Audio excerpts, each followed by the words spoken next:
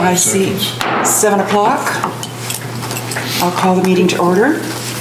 I would like a motion, please, for the adoption of the agenda for the June 12, 2018 regular meeting. Blanchette and Reimer. Are there any amendments? Hearing none, all in favor? Carried. Agenda item 3.1, adoption of the minutes of the previous regular meeting of council. Motion, please. Salt and Torgerson. Are there any errors or omissions? Okay, hearing none, all in favor? Carried. 4.1, we have public hearing.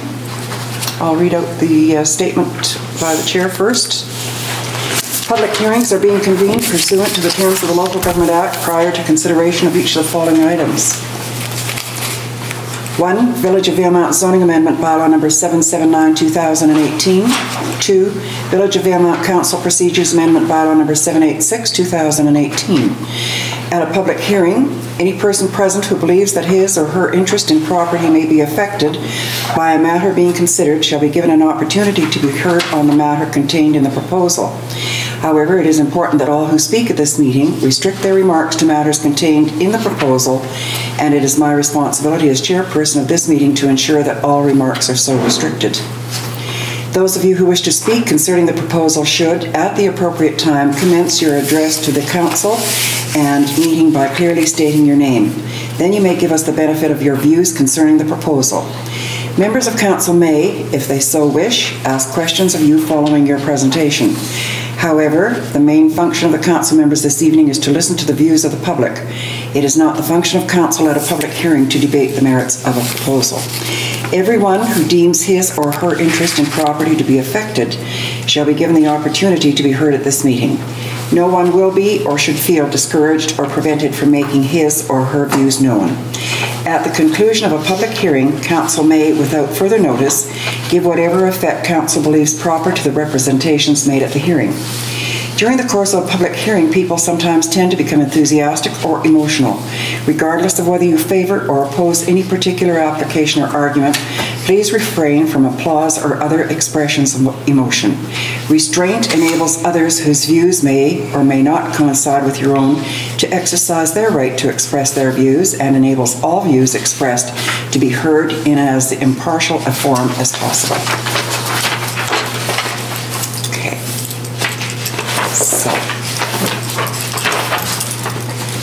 The meeting is opened, and I just want to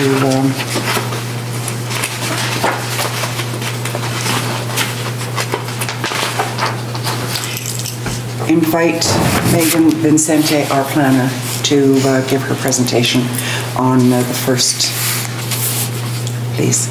Thank you. Okay. The first public hearing this evening is in regards to the Valemount Learning Society and Valemount Affordable Rentals Society's joint zoning amendment application for 3 lots between Main Street and Juniper Street. This proposal is for a post-secondary educational institution to be constructed at a later date, as well as offices and accommodations to support the educational institution. Accommodations are meant for students and teachers, as well as to provide affordable rental options within the community. If you can please refer, there's a handout with a color-coded map that will help you follow along with the next part of my presentation here. So property number 1, which is the blue property, legally described as Lot A, District Lot 7356, Caribou District Plan 12206, PID 012499030. This property is currently zoned Highway Tourist Commercial C4 and is proposed to be zoned as the University and College Campus P4 zone. It is planned to be used for the actual college campus, and it is currently vacant. There is no site plan at this time, as they do not plan to build the college until a later date, at which time the proper building permitting process will be followed. The University and College Campus P4 zone is a new zone developed specifically for this application and to be applicable for any future university and college uses within the village.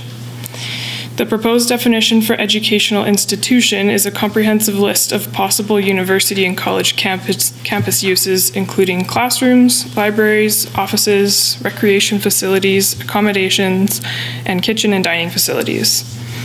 All of these uses fit in very well with the official community plan, as this is part of the Main Street Special Planning Area, which permits and encourages many different and combined uses.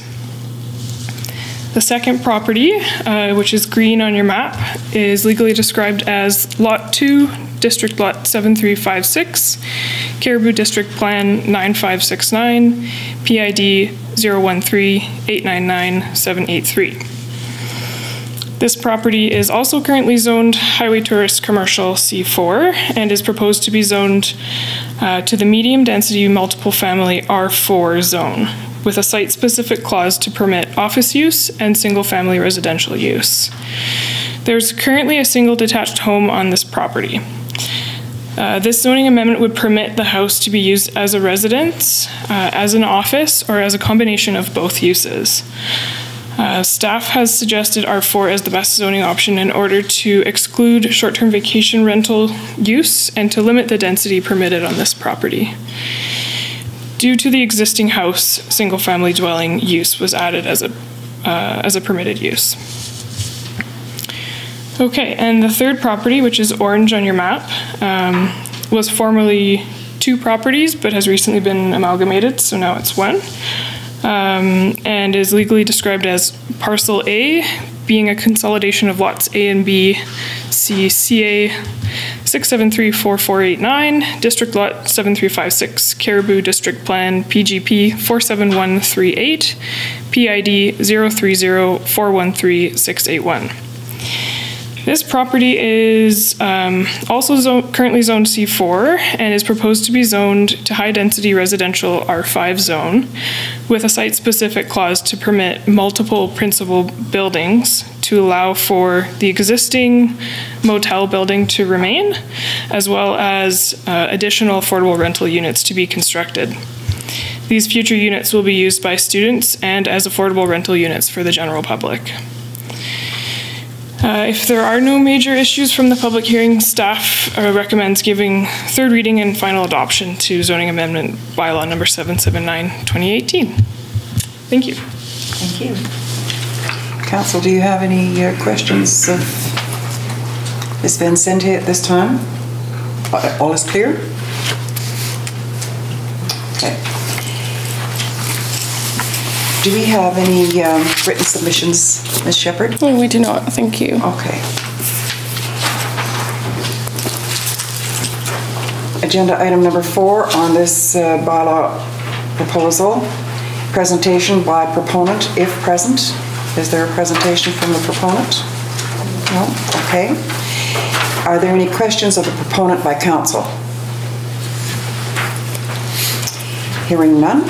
Are there any submissions and presentations by the public to form part of the minutes? Yes? Can we ask some questions about the proposition? Questions of the proponent, yes. I would say there are submissions and presentations by the public, but I don't know if any questions, and that would depend if the proponent is willing to ask or to answer. You would be, okay. So go ahead and please state your name and ask your question. Yeah, okay. My name is Reimer. I'm just wondering, prior to any construction of a college, it's expressed that the current hotel will be used as a rental property then,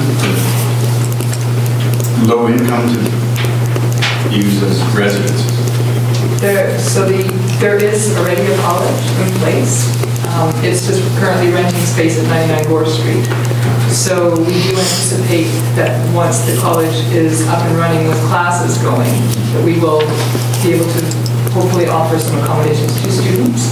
So the existing motel is going to be renovated and used for student housing. If we don't have enough students, then we would be looking at affordable rentals, but for a limited term. What do you mean by limited term?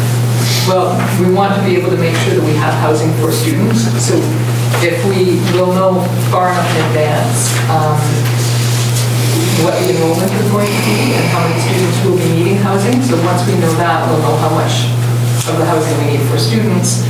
And then if there's space still available, then we would be looking at rental accommodations, affordable rental accommodations for, kind of 3-month terms, and then we would sort of renegotiate. So it wouldn't be long-term? Not that particular building, no. But you're proposing to build more? Correct. On the space next to, it used to be a separate lot, it's been consolidated now. On the space next to where the motel is, that's where we're proposing that we're going to build another building that will have, we're not sure yet, we have to wait until the zoning hopefully gets changed before we go the next step, hiring a development consultant, and then we'll have better numbers, but I think the maximum is 12 that we can put. 12 units. Yeah, so what kind of building? The apartment building? Yeah, probably essentially an apartment building with mixed, I think the first proposal that our consultant will look at is a mix of single bedroom, 2 bedroom, 3 bedroom units. Okay. If there are no questions from council, please rise and state your name. I'm Don McGee. I live at 1290 Juniper. It's right behind the property in question. And I just had a few questions as well. And Ray touched on quite a few of them. But I have a concern mostly that it's going to turn into a Swift Creek motel. You know, where you get all kinds of ruggies hanging out, and you know, half of them don't have, you know, the right mental capacity to be, you know, I don't want them in my neighborhood. I hate to say it, but I don't. Okay. So that's my concerns, and you know, the mess that goes along with it, and you know, there's no college yet. You're kind of putting the cart before the horse by saying, yeah, let's bring in all this housing, but there's no college. So wouldn't you have the college first, and then if you have a successful college, you would bring in, you know, adopt the housing. I mean, they have a building now for a college. They not. What? No. Let me know when you want me to respond. Oh, yeah. I don't know how this works, so I don't know if you can just chime in. Yeah, through the chair, please. Yeah. If they have a building now that they can use as a college, I'm not really sure why you want to build another one and leave that one vacant. Okay. Okay, so that's not really a question, that's a submission, isn't it? I guess. Yes, it's a submission and a presentation by a public member. It's not a question that you're asking at this point. Okay. So is there a timeline for the college to be built? Megan, are you aware of that, Ms. Vincente? If there's a timeline? Not to my knowledge. I know that the next steps largely depended on getting the zoning amendment application through, and then, so that was my general understanding. Okay. And what will they teach at the college?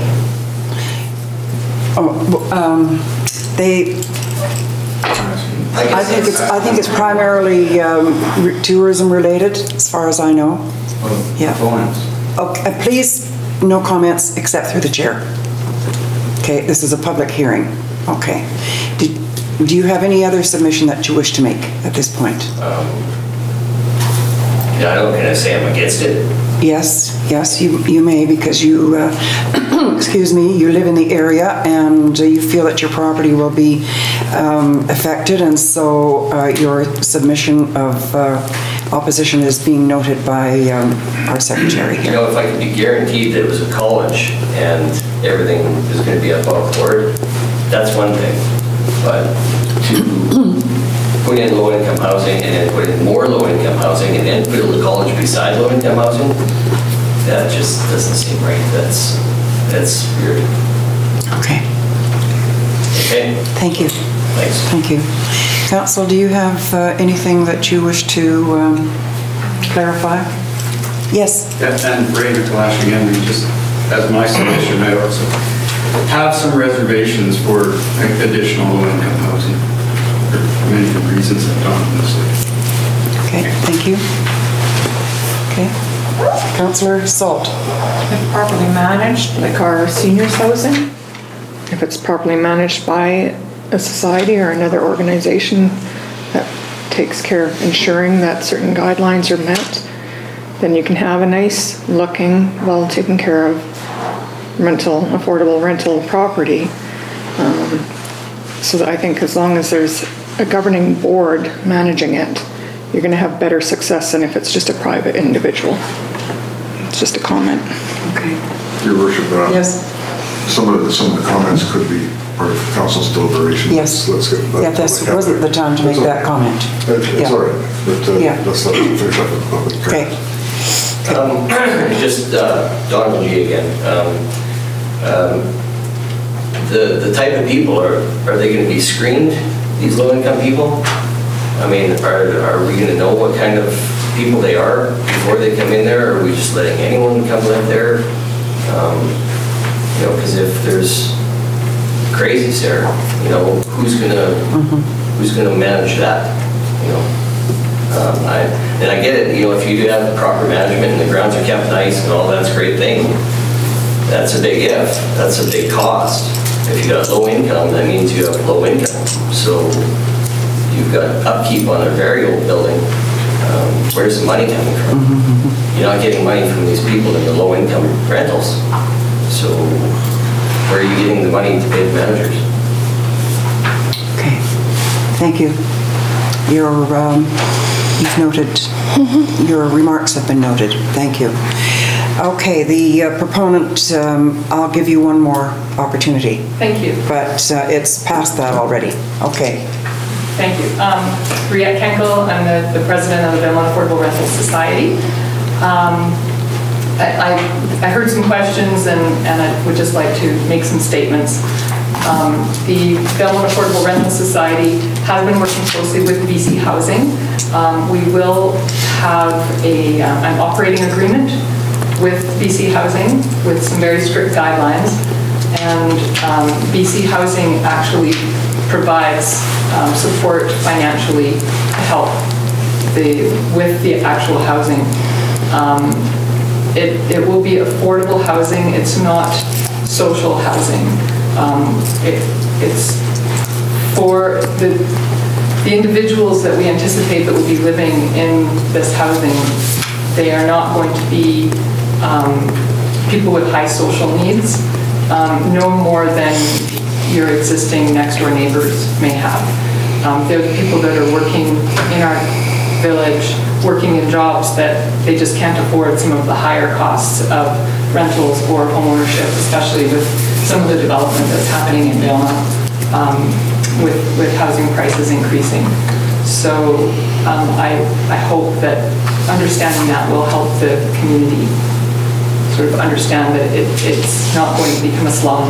It's not going to become a problem area with people on the streets causing problems, drug deals, anything like that.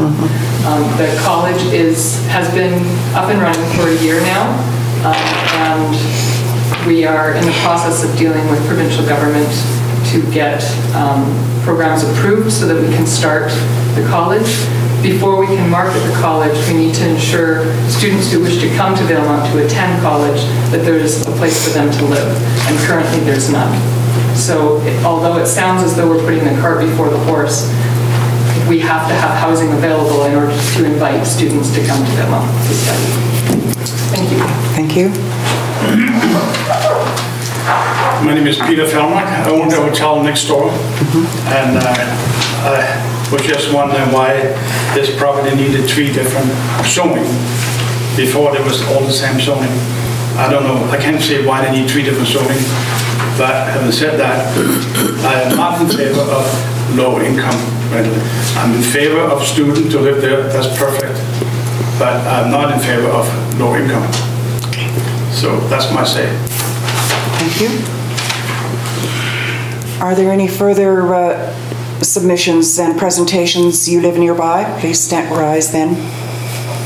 I don't live nearby, but it's I believe the council already has a committee that looks at affordable housing. Is the committee involved in the proceedings with the college as well? No, this is a separate committee. Okay. Any further submissions or presentations? Okay. Hearing none, I'm going to close the public hearing. And recommendation 1 is that this report be received. Blanchette and Torgerson. All in favor? Carried. If no major issues arise from the public hearing, it would be in order that the Village of Valemount Zoning Amendment Bylaw 779-2018 be given third reading. What is council's wish? I'll move. You'll move? Third reading? Yeah. Okay. Is there a seconder? I'll move. I'll second, sorry. Okay, seconder. And it's open for discussion, council. Yes, Councillor Reimer? I think there's definitely some issues that require very thorough clarification. One issue in particular that I heard was in the mind of BC Housing, do they make a distinction between affordable housing and social housing? If so, that's an important distinction. And that distinction could very well be in favor of a very well-run housing complex. But I think that needs to be clarified, and I think any agreement with BC Housing needs to be open for scrutiny. Whether or not that's possible, I'm not sure. Or whether that has to be kept under wraps, but certainly the concerns are there. I think student housing can be very well maintained, very well managed, and it doesn't necessarily have to be a kind of a dive, if you want. It can be very well looked after. And the students that are going to come, obviously, are going to basically represent the college and represent a reputation, both in terms of attracting other students and attracting this type of thing to our community. So I think there's a lot of good possibility there. I think it can fit very well into a neighborhood, but I think those things need to be clarified. Okay. Anything further? Councillor Torgerson? How do we clarify those things?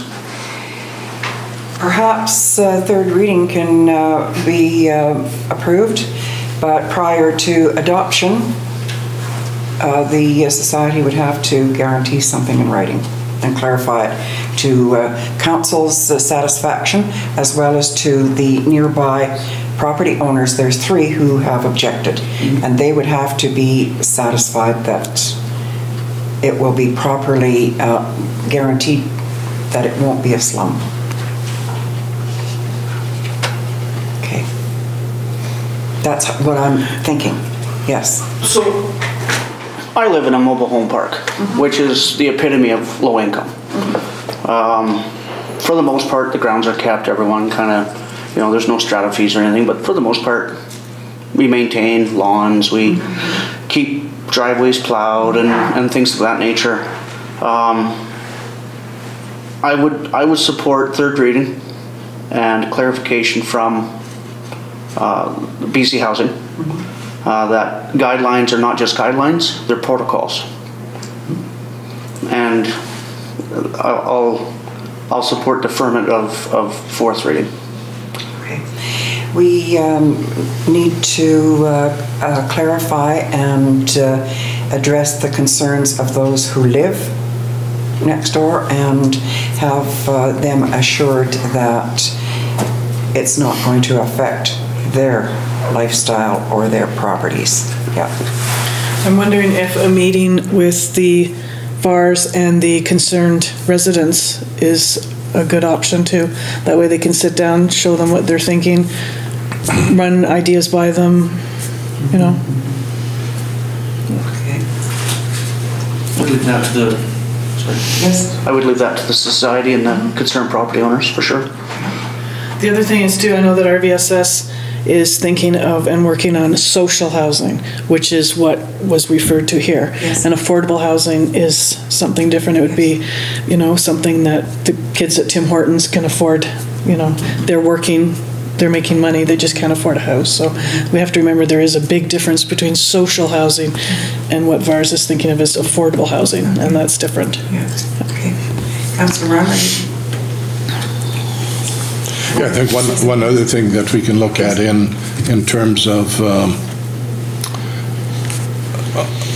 something that is as a qualification is the architectural plan for the buildings, so that it fits in neatly into the community and is an asset to the community rather than a deterrent or detriment to the community. Okay, so is there any further discussion under third reading?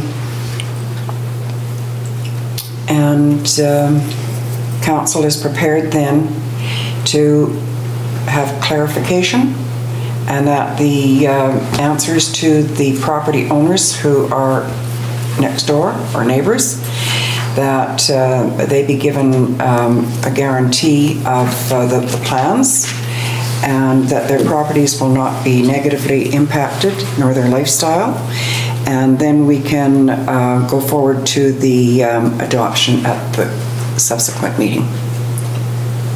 Is council okay with that? I believe it would be in order to amend the motion to include all of those things. Okay. Or a separate motion. Or a separate motion. Okay. Give third reading and then a separate motion that prior to... You're comfortable with. Yes. Or Councillor Blanchette, you're the one who moved the motion. Do you want it amended to read such? Correct. Okay. So you have all of that? So you have a motion on the table, you'd like to amend it then? We have a motion, and Councillor Blanchette will move the amendment. Yeah. And the seconder was Councillor Torgerson. You're I'm in support of the motion. Okay, and the amendment. And the amendment. Okay.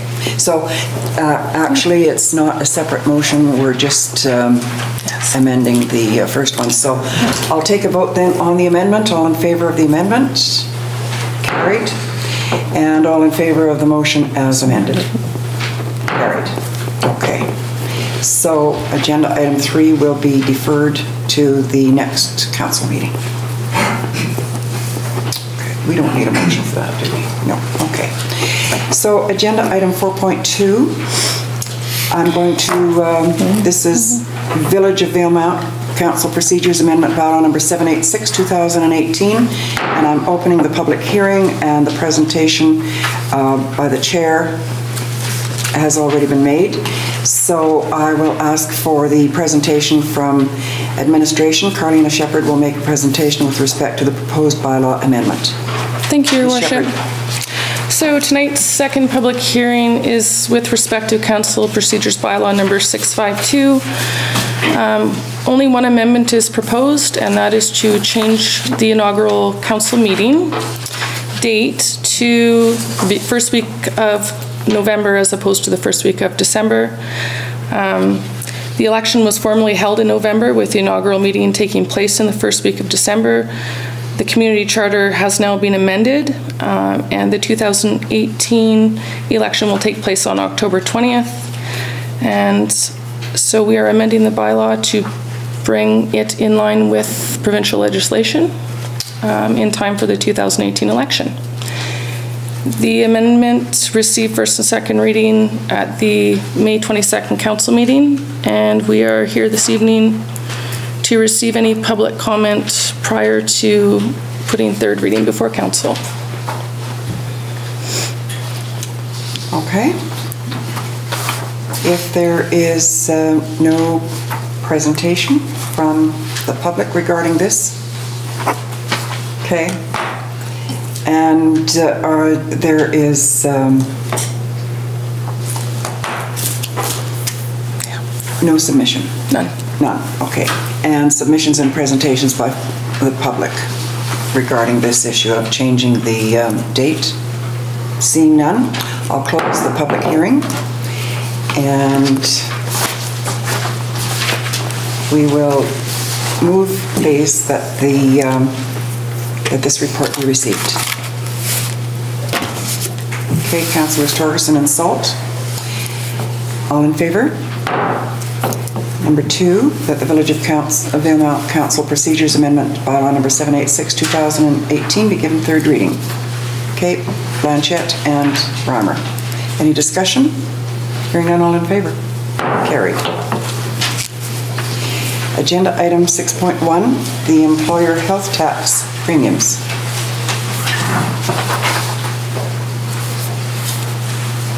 Recommendation that staff proceed with resolution number 12418, and a letter be written to the Premier and copied to the Minister of Finance expressing dissatisfaction regarding the proposed increase in employee health tax, or that resolution 12418 be rescinded and a new resolution be provided by Council taking into consideration the additional information that has been provided. What is Council's wish?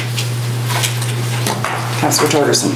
I'll move to the rescind resolution 124/18. Okay. Seconder, Councillor Blanchette. Any discussion? Hearing none, all in favor? Oh, sorry. I appreciate staff's time in this. I had some clarification come both through the report and some good numbers by our Director of Finance. However, I'm still, there needs to be another way that the province can remunerate or remunerate the reduced MSPs without the hardship of employers. Mm-hmm. They're asking for zero tax on $500,000 of payroll or more, or less. However, we have some major employers here that could result in layoffs. So I'm asking council support to at least ask the Minister of Finance for other options rather than putting it onto the employers. And I agree with your remarks, Councillor Torgerson. And I note one municipality, I'm not going to mention the name of it, they are going to have to increase their property taxes by 1% to cover the cost of the medical for their staff. 1% to the local taxpayers.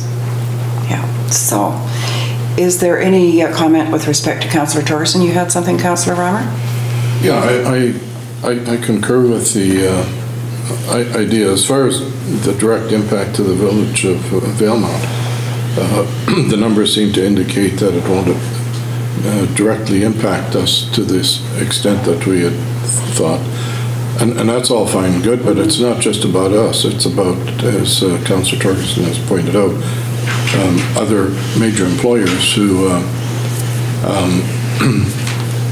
you know, perhaps that makes a difference between a profit and loss, and for them to take that kind of responsibility is and outlay of money is just, you know, an unnecessary burden when the system really wasn't broken. And I think we should continue to voice our opposition to that idea and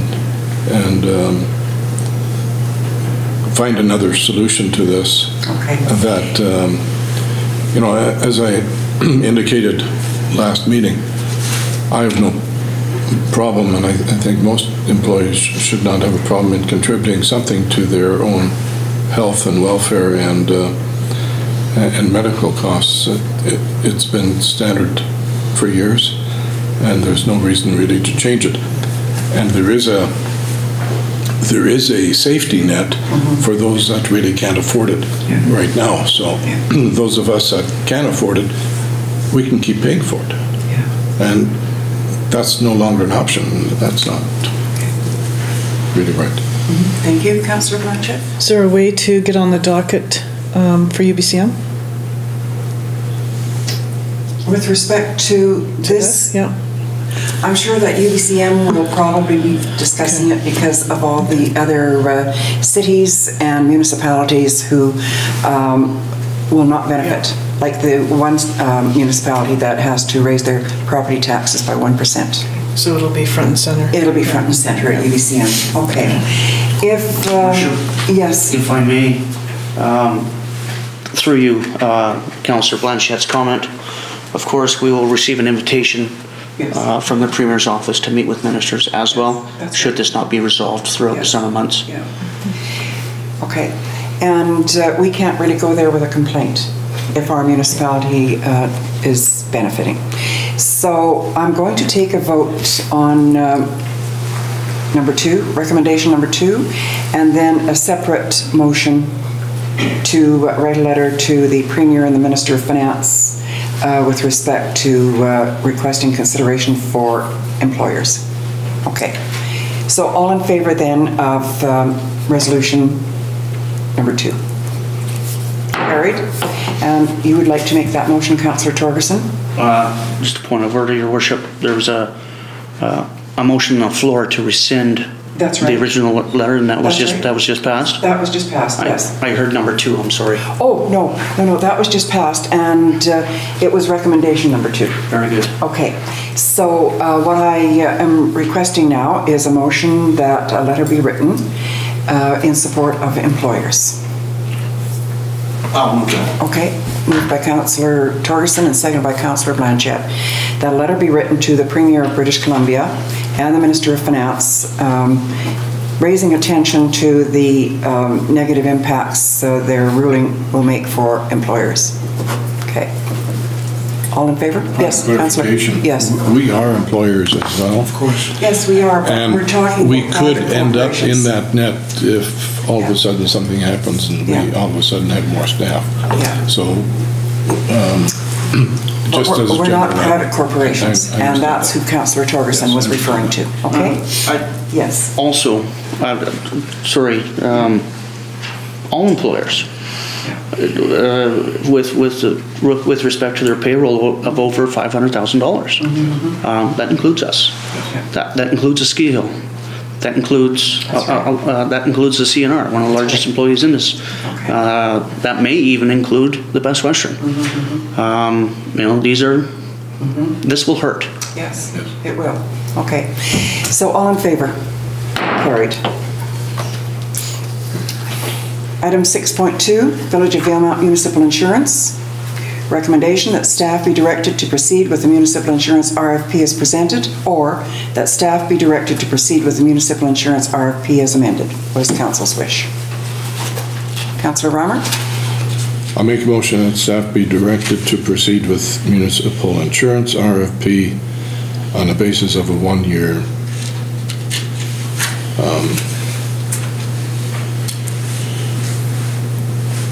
One year.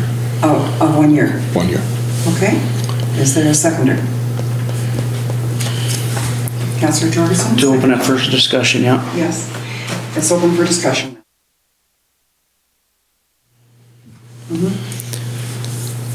Your Worship, the problem really is not an insurance issue. The problem really is the procedure that we need to go to RFP every year.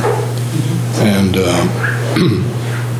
as much work as that may take, I think it's important that as long as we need to keep having the RFP, that we do this on an annual basis.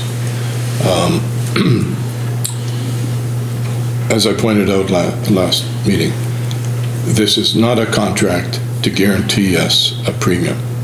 It is the RFP would only ensure that one broker almost has an automatic entitlement to keep providing insurance. The business world, the market is too vulnerable to, and can change any year.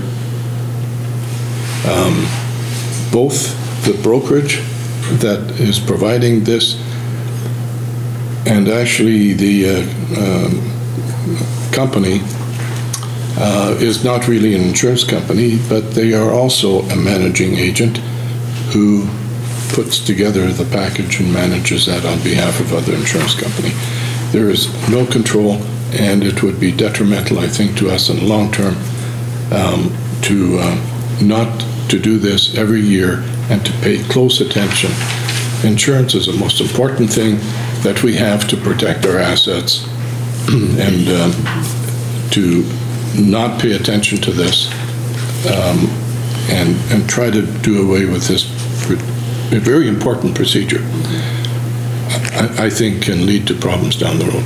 So that's why I'm still insistent that we do this every year, and that way it gives us checks and balances and makes sure that what we have, both in terms of the amount of coverage and the way that the policy is set up, meets our needs and is absolutely clear when we ever need it. Thank you. Any further comments?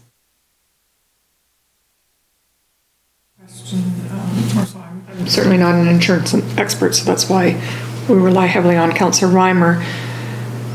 So I just, do we have to do an RFP process if we want to just evaluate year to year to make sure that we have proper coverages for our buildings?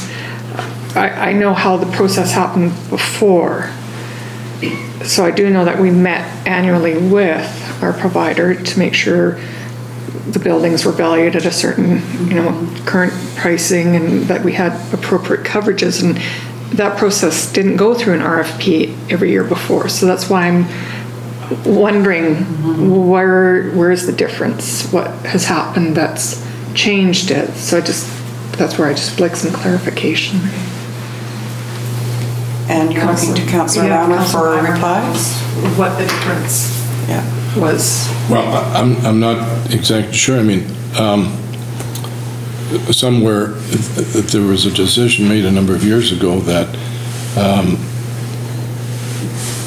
especially when our values started going up and premiums started going up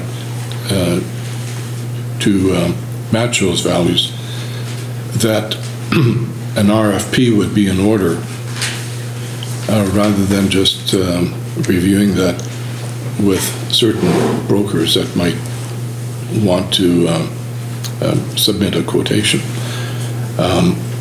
So that's why I said the problem is not with the current insurance itself. The problem is that we need to do this RFP because we've somehow have adopted that evidently as our policy to do it, and in keeping with that policy. So if we don't want to do this as an RFP every year, I would think that we need direction from staff to tell us whether or not we have to keep doing this by RFP. Councillor Torgerson. Great points.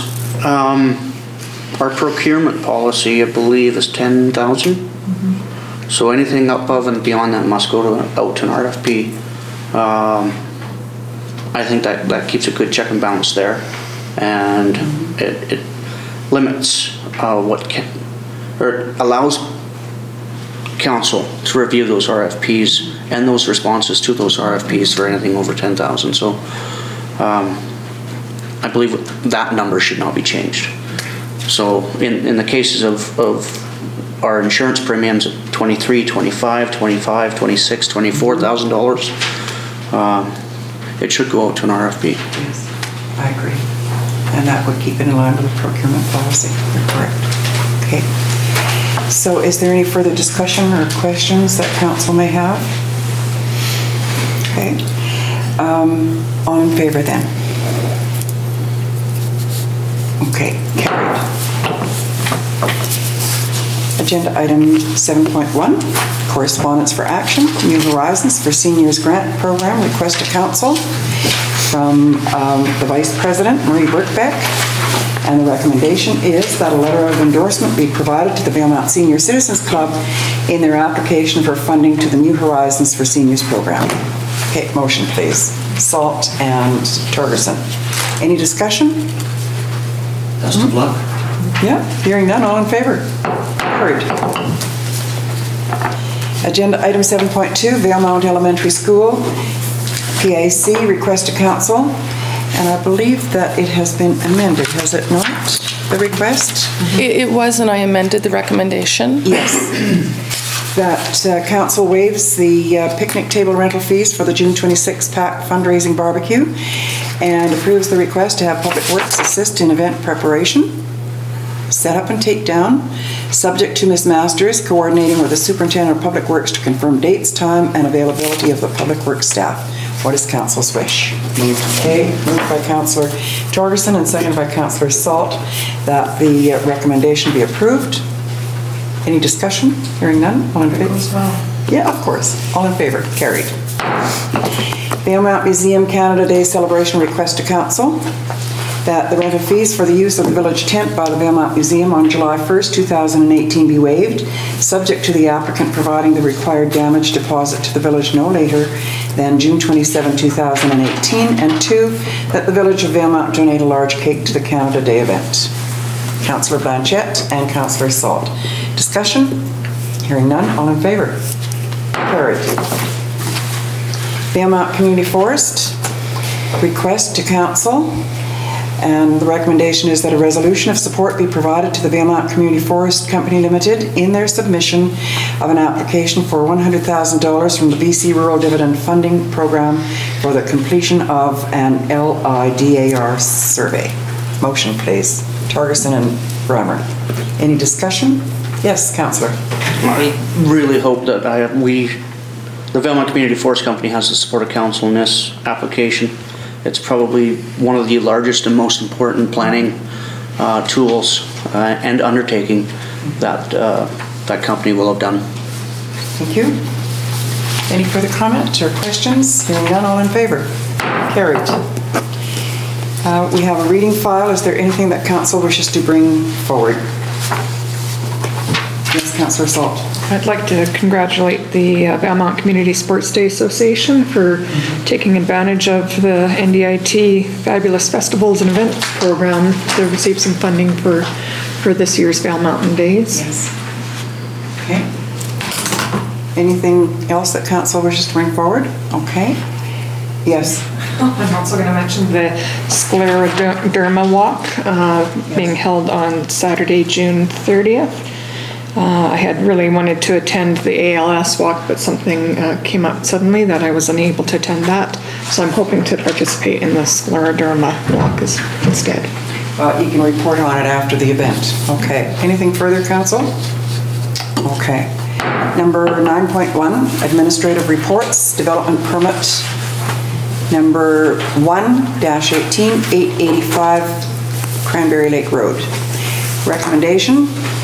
Number 1, that an irrevocable letter of credit, cash, or certified check at the applicant's option be issued by the applicant to the Village of Valemount in the amount of $192,000 as a condition of the issuance of development permit 0118. Motion, please. Torgerson and Reimer. Any discussion? Hearing none, all in favor? Carried. 2, that the required completion date of the project, including landscaping and paving, authorized by development permit 0118, be 1 year after the issuance of the occupancy permit. Motion, please. Reimer and Blanchette. Discussion? Hearing none, all in favor? Carried. 9.2. Development permit DP 0318 1495 17th Avenue. Motion 7. Oh, 7. Sorry, I had a finger there. So motion please that this report be received. Okay, Salt and Torgerson. Any discussion under receipt? Hearing none, all in favor? Carried. 2, that staff be authorized to issue development permit 0318 for Lot 37, District Lot 7354, Caribou District Plan 16593, 1495 7th Avenue, to allow exterior renovations, sidewalk repair, and the addition of a covered vehicle passageway at the office entrance of the hotel. Reimer and Blanchette. Discussion? Comments? Yes. The interior renovations at this lot have taken some time, and I appreciate gutting the entire second floor of a building can take time. Yes. The storage of refuge and other just discardments, particularly in a development permit area, has me concerned. However, in recent the last couple of weeks, I've been appeased. A lot of that has gone away quickly, and I really appreciate the proponent taking the time and the financial resources to upgrade that facility, and I wish him the best of luck. However, do we have a timeline set on this development permit for these renovations to take? If there's nothing in here, I didn't notice. Are you, Ms. Vincenti can answer that. This is a Carleena's file, actually. Okay. Sorry, we only specify in the permit when you have to start your renovations, and that has to be within 1 year. We haven't stated when they will finish. But as for any kind of garbage or construction waste outside, that's enforceable through bylaw. Okay. Does that answer your question? Is there anything further that council wishes to discuss about this? Hearing none, all in favor? Carried. And that takes care of number 2. 9.3, development permit 0418, 1380 5th Avenue. And recommendation 1 is that this report be received. Councillors Blanchette and Reimer. Is there any discussion under receipt? Hearing none, all in favor? Carried. That staff be authorized to issue development permit 0418 for Lot 1, Block 6, District Lot 7356, Caribou District Plan 10449, 1380 5th Avenue, to allow the placement of an accessory building at the rear of the property. What is council's wish? Councillor Torgerson? I'll move. You're moving, and Councillor Salt seconding. Is there any discussion or questions? Okay, hearing none, all in favor? Carried. Development variance permit 0118 1133 14th Avenue. And I just have to find my page here in the agenda. There we go.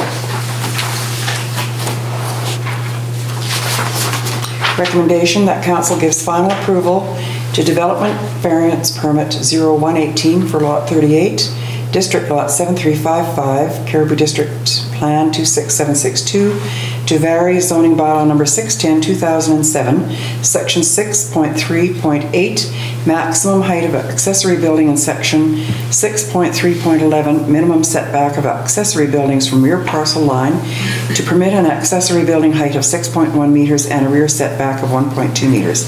What is council's wish? Yes, Councillor Torgerson? I'll move the maximum or the minimum setback from the rear property line, but I will maintain a maximum in that area for 5 meters for height. Okay. Is there a seconder? Councillor Reimer? Okay, any discussion? Yes, Councillor Torgerson. The proponent is describing a workshop. This turns it into something bigger than a workshop. I'm sorry. You could park 3 buses in there on top of each other at that height. We've done, yes, in a commercial area, a bit taller than that, but I recall the Friesen application was set to a maximum of 5 meters. And that too was in a similar zoned area in a similarly congested residential area. Does council have any, Councillor Salt? Is that the one on 8th Place? Okay. Any comments? Okay. If there is no further discussion, all in favor of the amended 5 meters? Yes, okay. Carried. 9.5, C&M Service Business License request to council that the following be put forth and defeated by council. Motion, please. Salt and Torgerson. Okay, any discussion? Councillor Reimer. I feel for this, but you know what? I would suggest that how many times to make up the $75, the next 7.5 be increased by $10, and there you go. Pay a little bit more. He provides a good service. If he wasn't around to do it, somebody would pay an awful lot more for it. So I think he's got a little bit of room to move and increase his price a little bit for the work he does, especially if somebody wants to get in or out of their building. Okay. Comments noted. Any further discussion? All in favor of defeating the request? Carried. Oh, you have another question? Just a point of order. I believe that looking for this, all of this to be defeated, not to be in favor of defeat. Oh, okay. Okay. All right. So, yes. Yeah. All in favor, nobody, and all opposed. Okay. That's defeated. Sorry about that. No, I know that you don't do negative, and I thought, well, rather than make somebody look foolish here, I would just follow through.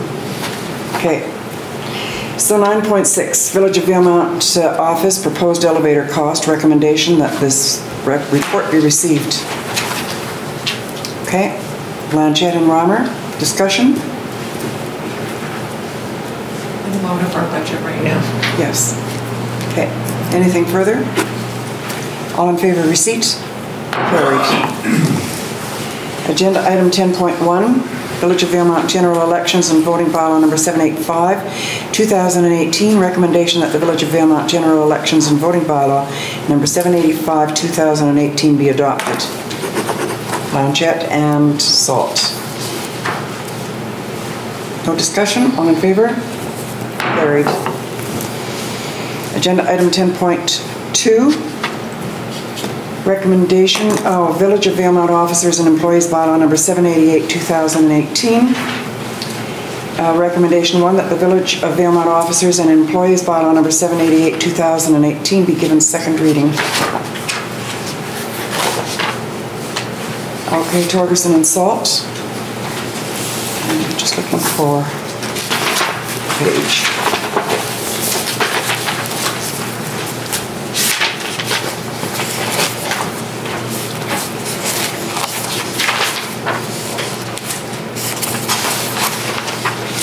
Prior to third reading, I just had one brief amendment that I wanted to make. Okay. And that is clarification, because under the CAO, with respect to employees, it says oversees the hiring, firing, and disciplining of all employees of the municipality, with exception to designated officers. And then, Your Worship, are you looking at 653 from 2010 or the current bylaw that we're I'm looking at the new one. Thank you. Yes, yeah. And, okay, what I wanted was a different word here for clarification, because to me, for some reason, it conflicts with CAO. And so on page 111, and third bullet, that the financial officer determines and identifies staffing resources, succession planning, and training needs for the organization. I should like that the word determines and identifies staffing resources changed to under the instruction of the CAO or whatever, because it's really the CAO's. I don't have page numbering. Like oh, you don't? Okay. So what schedule are you looking at? Schedule 1, Schedule 2? It's Schedule 2. Under responsibilities. It's under responsibilities of the financial or the director of finance. Okay. Third bullet. Third bullet. Okay. Sorry. Responsibilities 1, 2, 3, 4, 5, 6. 6. Yeah. Just, I would like to have the word determines and identifies, because that's really the CAO's role. Yeah. Sorry, I don't understand. What do you want changed? The words determines and identifies staffing resources, because that's really the CAO's role, and perhaps working with the CAO, or I don't know what the administrator would suggest to changing that word determines and identifies, because that puts it puts stress on I think the staff person, because it's really the CAO's role. Your Worship, could I suggest just ahead of that, just put in conjunction with the CAO, determines and identifies. Would that be satisfactory? Yes, that would be to me. Yeah, that's what I was suggesting. Okay, so you've made that point? I have, yes. Yeah. So could I have a motion, please, to amend, just remove determines and identifies staffing resources, and in front of that put in conjunction with the CAO? Yep. Determines and identifies. Yes, yeah, that they do it together. Yeah. Okay. Okay. So moved by Councillor Torgerson and seconded by Councillor Blanchette to amend that one clause. Okay. All in favor? Carried. And so then we, that's on the amendment and on second reading. All in favor? We have had a mover and a shaker on that. Yep. Okay, carried. And next, I would like it moved and seconded, please, that the Village of Valemount Officers and Employees Bylaw number 788/2018 be given the third reading. Okay, Blanchette and Reimer. Any discussion? Hearing none, all in favor? Carried. Council reports. Okay, we'll start with Councillor Blanchette. I don't really have anything to report, other than a huge congratulations to Jen Scheller and all of the board of Mountain Days. And all of the volunteers. Great weekend, great parade, lots of enthusiasm around town. It was nice to see. So a real congratulations. I know how much hard work goes into that, and they did a stellar job. So thank you very much. And congratulations that the library took first prize. Yes. Yeah, wasn't that nice? And Northern Health was second. Yes, yep. That's right. Yep. So it was a good day.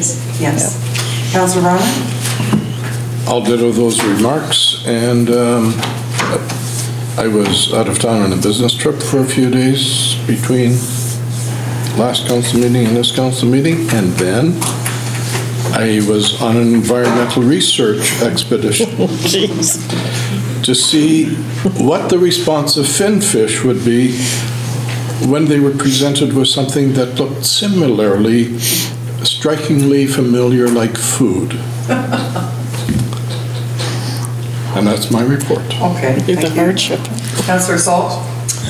On Thursday, May 24th, Councillor Torgerson and I met with the United Way of Northern BC during their road show and gained some valuable information about their programming, and I think we had a little bit of literature and things that we left for all of council, and some things that Councillor Blanchette is also going to take forward to some of her good work that she does with Northern Health. And then I had, let's see here. Gosh. Special, so no, nothing there. And our direct heat use meeting has been postponed to July. So that's just it. I guess just the United Way. United Way, thank you. Councillor Torgerson. Joined Councillor Salt on the 24th at the United Way of Northern BC. On the 29th, I joined the Tourism Board at the celebration for Tourism Week. On the 31st, I traveled to Chuchawa to bid welcome to the new Chief and Council and in attendance for their inauguration. On the 4th, attended a board meeting of the Valemount Community Forest Corporation. And I mirror both Councillor Blanchette and Councillor Reimer's comments. This year's Valemount Days was just outstanding. I was thrown in jail, I was dunked, I cooked for a horde, and I was allowed to go home. And because of that, I'm here before you now. Okay, thank you very much. So on May 31st, when Councillor Torgerson went to the inauguration of the Chuchawa Council, there was a visitor here, former MLA from the Vancouver area, who was also Speaker of the House for a number of years, and I was invited to an event where he was present. And on June the 2nd, I attended the Valemount Secondary School graduation 2018, gave remarks on behalf of the village, as well as a nice-sized scholarship on behalf of the Columbia Basin Trust to a student. And I said, as a founding board member of Columbia Basin Trust, I am so proud that we give a nice amount to citizenship and volunteer instead of, and there were many who were very deserving of the scholarship awards for good marks. This one student received several, but he also was chosen for the community volunteer work that he did in the schools and elsewhere. And to me, I am very grateful that our Columbia Basin Trust has kept this going for many, many years now, always for the volunteer work. And to me, I always remember many times seeing the inauguration of John F. Kennedy on the anniversary dates of his assassination, where they show that one clip of the speech where he says, "Ask not what your country can do for you, ask what you can do for your country." And I've always maintained to ask not what your community can do for you, ask what you can do for your community. And he received a very nice award. So that was June 2nd, and on June the 8th, there was a meeting with the Prince George Regional Advisory Council for the Northern Development Initiative Trust. I attended that, and that evening, Valemount Days, our seniors orchestra is very, very talented, and to see the little children that were just toddlers dancing on the street while they were playing was really a lot of fun. And I participated in the parade the next day, and I saw Councillor Torgerson being thrown in jail. So right before your eyes. Right before my eyes, yeah. And I did throw him some bubble gum. And and I was also May 23rd to 25th in Castlegar for Columbia Basin Trust Board. I want to announce for June the 18th, I was speaking with ministerial staff today that arranged the Columbia River Treaty community meetings, and they are going to be here in Valemount on June the 18th at the community hall. And I feel that it's very important that people come to visit during the BC Columbia River Treaty Review public consultation, and they provide an update to the public on the status of Columbia River Treaty negotiations with the United States, share the work being done to prepare for negotiations, review community interests gathered during the 2012 to 13 public consultation, seek input on key community interests, and share how to stay connected and up to date on Columbia River Treaty negotiations, and answer any questions. And so senior staff from that ministry is coming that's very involved with CBRAC, and I'm expecting and certainly hoping that one particular staff person who is the CEO and speaks to the Senate in the United States and is very involved. She's right out in front for negotiations with the federal government in the States as well. So I hope that everybody can come at 6 o'clock. The agenda items is 6 o'clock to 6:25, light meal, 6:25, welcome, and then opening remarks, Columbia River Treaty update, community interests discussion, that'll take 1 whole hour, and then wrap up till 9 o'clock. So I'm hoping that everybody marks that in on their calendar.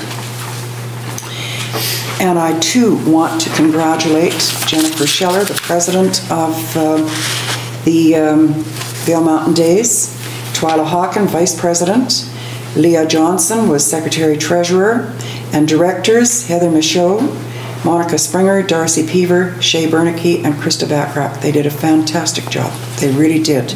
And I just want to express pride for the work that they did.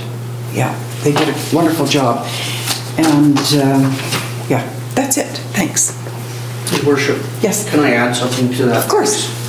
And all the volunteers. Of course, all the volunteers. Yes. Yeah. And in the past, I have been too. No, I mean, the list goes on. You could say participants and the parade. That's right. Yeah. Anyway, so motion, please, to receive the reports. Okay, Torgerson and Blanchette, all in favor? Carried. Agenda item 13.1, recommendation that the project file tracker be received. Salt and Blanchette, and you have a question? I have a question. How did the cleanup on Slightly Properties go? That's a very good question. Okay. I can't give you an answer. Okay. But I will look into that. Okay, perfect. Thank you. Okay. I have part of an answer. I know that my dad's neighbor out in Cedarside was incredibly busy for that entire week, removing old vehicles. And, you know, the view from my place to the Public Works compound, I know that the metal receptacles were well received for older appliances, refrigerators, things of that nature. Thank you. You'll ask, okay. Okay. And I would like a motion, please, to receive it. Okay, Blanchette and Salt. All in favor? Carried. Any questions regarding the calendar of events for June and July? Hearing none, we'll go on to public comment. 15.1, public comments on items considered by council as part of the approved agenda. Does anyone present have a public comment to make? Okay. Yes. Right again. Just further to the meeting thing. Yes. Considering just the neighbors, I think the entire village needs to be considered for that proposal. I mean, it's a place that's frequented, that area I frequent daily, and my kids on the trails and stuff, so it, just don't restrict it to the person living next door. Okay. Thank you. Okay, good. Anything further? Okay. Motion, please, that council receives the public comment. Torgerson and Reimer. All in favor? Carried. Notice to proceed to an in-camera meeting, agenda item 16.1. The recommendation is that council proceed to an in-camera council meeting for consideration of 2 items per section 91K of the community charter to discuss matters related to K negotiations and related discussions respecting the proposed provision of a municipal service that are at their preliminary stages and that, in view of the council, could reasonably be expected to harm the interests of the municipality if they were held in public. Motion, please. Salt and Blanchette. All in favor? Carried. Thank you.